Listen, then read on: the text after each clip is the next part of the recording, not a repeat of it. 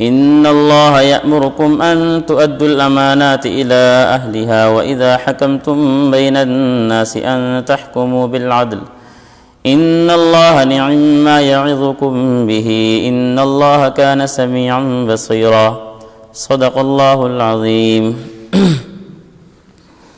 5ویں سپارے کی آیت پڑھی ہے۔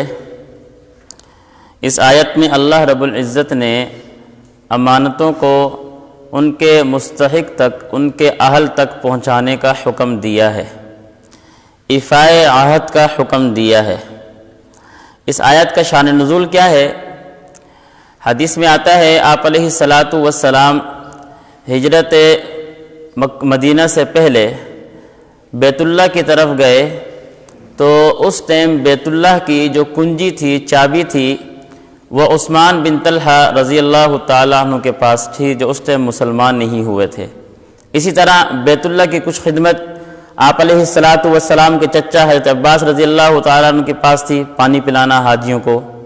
اسی طرح کچھ خدمت آپ وسلم کے دوسرے چچا حضرت ابو طالب کے پاس تھی، جس طرح بیت اللہ کی حفاظت کرنا، دیکھ بھال کرنا، اس طرح کی کچھ خدمات آپ علیہ الصلاۃ والسلام کے خاندان میں بھی تھی۔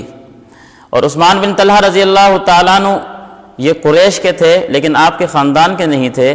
آپ علیہ الصلاۃ والسلام جس ٹائم بیت اللہ کی طرف گئے تو ایک روایت میں آتا ہے کہ یہ بیت اللہ کی چھت پہ چڑھ گئے، تو حضرت علی رضی اللہ تعالیٰ عنہ نے آپ علیہ الصلاۃ والسلام کی تعمیل حکم میں ان سے چابی لے لی۔ دوسری روایت میں آتا ہے کہ بیت اللہ کی چھت پہ نہیں چڑھے تھے، انہوں نے چابی دینے سے انکار کر دیا۔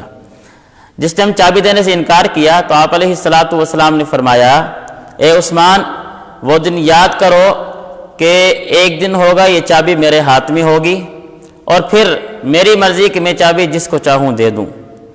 حضرت عثمان نے فرمایا کہ اگر ایسا دن آ گیا کہ یہ چابی آپ کے ہاتھ میں ہوئی تو پھر اس دن قریش کی ذلت کا دن ہوگا۔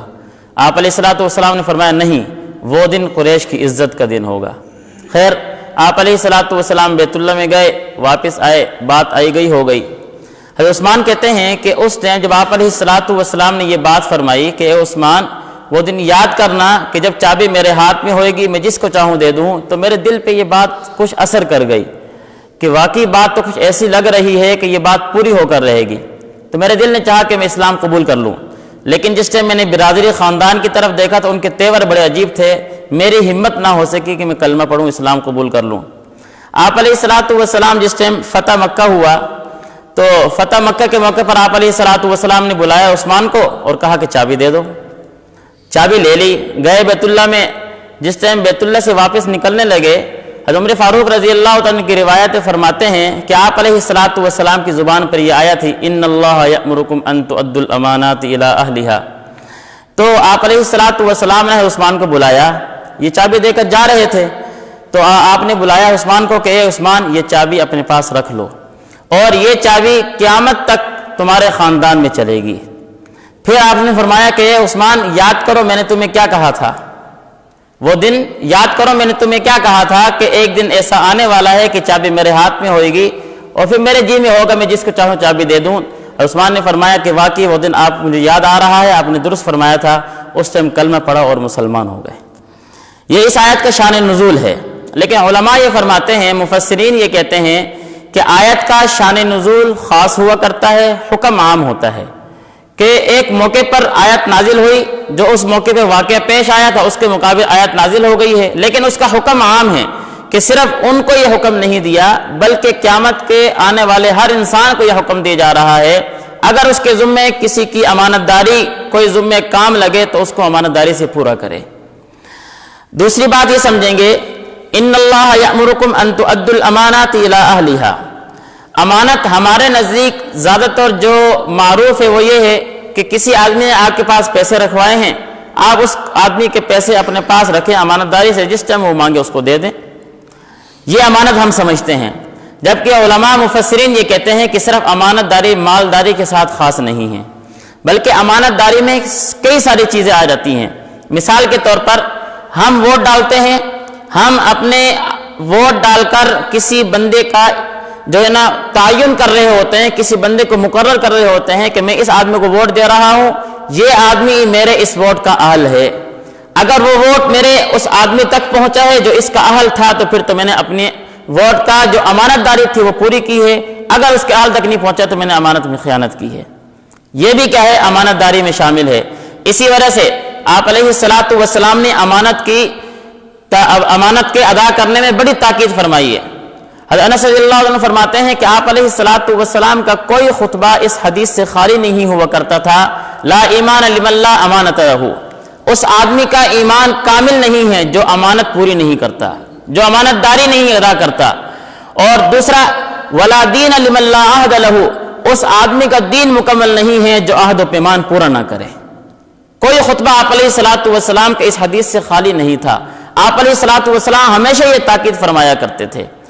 اسی طرح یہ بھی حدیث میں آیا کہ اگر کوئی آدمی اپنے کسی عہدے پر آ کر بیٹھ جاتا ہے اور اس عہدے کے بعد اپنے رشتہ داروں کو یا اپنے دوستوں کو رشتہ داری یا دوستی کی وجہ سے کوئی عہدہ سونپ دیتا ہے حالانکہ وہ اس عہدے کا اہل نہیں تھا، تو حدیث میں آپ علیہ الصلاۃ والسلام نے فرمایا اس آدمی کے اوپر اللہ رب العزت کی لعنت برستی رہتی ہے، اور اس آدمی کا کوئی فرض کوئی نفل قبول نہیں ہوتا حتیٰ کہ یہ آدمی جہنم میں داخل ہو کر رہتا ہے۔ اس لیے امانت صرف مالداری کے ساتھ خاص نہیں ہے، امانت کا معنی بہت وسیع ہے۔ میرے ذمہ میری اولاد کی تربیت ہے، یہ امانت داری میں شامل ہے۔ میرے ذمہ دفتری کوئی کام ذمہ لگا ہوا ہے، کسی دکان کا کام ذمہ ہے، گھر کا کوئی کام ذمہ ہے، یہ امانت داری میں شامل ہے۔ اسی طرح حدیث میں آیا المجالس بالامانہ، مجلس لگی ہوئی ہے، 5 6 3 4 2 3 آدمی بیٹھے ہوئے ہیں، آپس میں باتیں کر رہے ہیں، ان کی یہ باتیں یہ امانت ہیں، مجلس سے باہر نکالنے والا امانت میں خیانت کرنے والا ہے۔ اسی طرح المستشار و مؤتمن، کہ اگر کوئی آدمی کسی سے مشورہ لے رہا ہے تو یہ جو مشیر ہے یہ مشورہ دینے میں امانت دار ہے، اگر اس نے اس کو غلط مشورہ دیا یہ امانت میں خیانت کر رہا ہے۔ اسی طرح اگر کوئی آدمی کسی کو اپنا راز بتاتا ہے تو راز کا مطلب یہ ہوتا ہے کہ یہ آپ تک محدود رہے، کسی اور کو نہ پتہ چلے، اگر یہ کسی اور کو راز بتا رہا ہے تو یہ امانت میں خیانت کر رہا ہے۔ خلاصہ کلام یہ ہے کہ امانت داری صرف مالداری کے ساتھ خاص نہیں ہے، اس کا معنی بہت وسیع ہے، ہر چیز میں امانت داری شامل ہو سکتی ہے۔ ہمیں یہ حکم دیا جا رہا ہے ان اللہ یأمرکم ان تؤدوا الامانات الی اہلھا، بے شک اللہ رب العزت تمہیں حکم دیتے ہیں کہ تم امانتوں کو ان کے اہل تک، ان کے مستحق تک، جو اس امانت کا اہل ہے ان تک پہنچا دو۔ اللہ تعالی ہمیں عمل کرنے کی توفیق نصیب فرمائے۔ الحمدللہ رب